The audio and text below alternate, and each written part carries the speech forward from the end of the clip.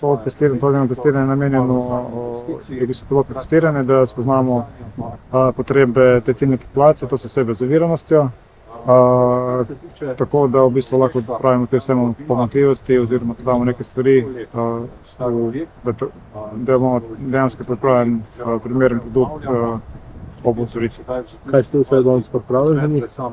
Danes začnemo, v bistvu smo tu pred Škošljanov vilo, ker bo postaje novi interpretacijski center, ker žal ni še vzpostavljen, še dela niso končana, bomo začeli v elektrarni. Nadaljujemo v Posavskem muzeju Brežice, kjer bo voden ogled, pa tudi krajša vegetacija lokalnih vin. In nadaljujemo s posilno penzion, nato pač spuščeno popoldne v Termi Paradizu, kjer tudi prispimo. Drugi dan je pa namenjen ogledu Zaprešića, se pravi tej drugi destinaciji, kjer pa vsi bomo pogledali drugi center oziroma dela, ki tam še potekajo v Novih dvorih, se pravi hiša Marof.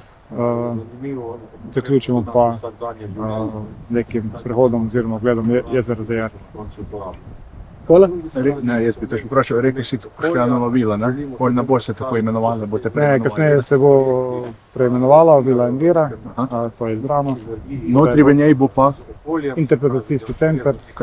Konkretno? Konkretno, se pravi, bili bojo postavljeni obnovljivi viri energije, v bistvu bo neka doživljajska interpretacijska zadeva, ki bo pač prilagojena za osebe z oviranostjo, da bo pač lahko izkusili neke stvari na drugačen način.